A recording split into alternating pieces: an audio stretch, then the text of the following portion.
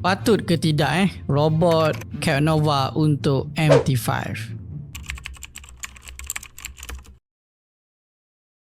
Assalamualaikum semua, selamat datang ke YouTube channel Aizat Arfa, founder kepada Robot Capnova. So, dalam minggu ni ada beberapa klien ataupun kawan-kawan kita semua yang DM saya tanya, Cap, ada tak Robot Capnova yang boleh run dekat MetaTrader 5? Sebab diorang ni dari sebelum ni diorang trade manual, diorang tak pernah guna MT4 dan diorang dah terbiasa guna MT5, which is memang of course lah, kita tahu MT5 dari segi features dia ada banyak kelebihan berbanding MetaTrader 4 kalau you guys trade manual. Salah satu features dia adalah yang Cap suka dekat MT5 ni, dia ada button close all. So untuk manual trader, yes, memang bagus you migrate daripada MT4 ke MT5. Tapi kalau you adalah robot trader ataupun you are robot player, adakah you guys pindah daripada MT4 ni ke MT5 adalah satu keputusan yang bagus? Jom kita kupas. Pertama kali you guys kena faham apa beza coding MT4 dan juga MT5. Perbezaan coding untuk robot MT4 dan juga MT5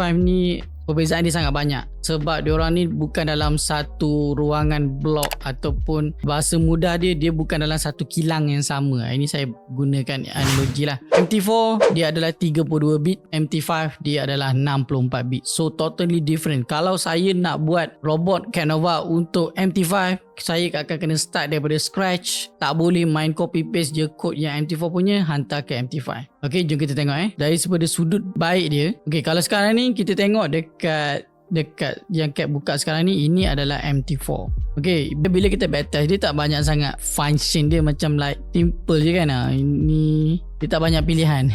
Dia just like you guys masukkan robot, pilih simbol apa. Biasa orang pakai model every tick kan. So yang ni dia macam masukkan tarikh, dia macam very straightforward. You tak ada macam variety untuk backtest. Tapi kalau untuk MT5, jom kita buka MetaTrader 5. So yang ni Cap buka untuk MetaTrader 5. You guys tengok sendiri, dalam MetaTrader 5 dia ada banyak sangat cara untuk kita backtest. Dari segi modeling pun ada banyak. Every tick based on real tick 1 minute, which is one by one ni. Kalau saya nak explain memang kena breakdown dalam satu video yang lain. So kita siap boleh masukkan slippage dan juga record during trade execution. Maksudnya kita boleh ada masukkan simulation slippage yang mana dekat MetaTrader 4 tak ada. So maknanya result tu akan hampir lebih sama dengan real situation. MT4 tak ada benda tu. Slippage tak ada dalam backtest untuk MT4. Dan antara kelebihan MT5 adalah sekarang ni, if you guys nak backtest, like you nak run robot Capnova tu dekat gold, dekat USD, dekat Bitcoin serentak, you boleh simulate dan you boleh tengok berapa profit dia selepas you run backtest tu, which is benda tu tak ada dekat MT4 sekarang. Dekat MT4 awak kena backtest satu per satu.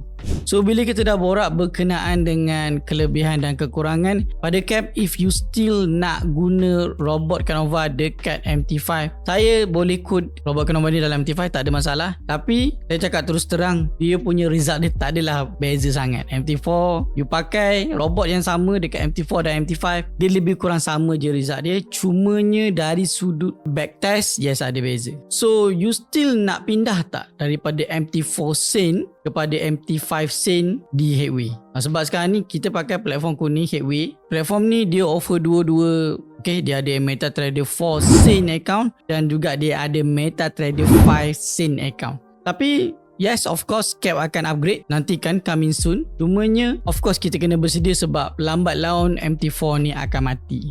Mana yang masih lagi happy guna MT4 boleh guna MT4, tapi once Cap dah release kepada MT5 untuk Capnova nanti, you guys boleh pilih sama ada nak stay dengan MT4 ataupun you guys nak start migrate kepada MT5. Up to you. So mana yang you rasa you berminat? Komen sikit kat bawah. Selit.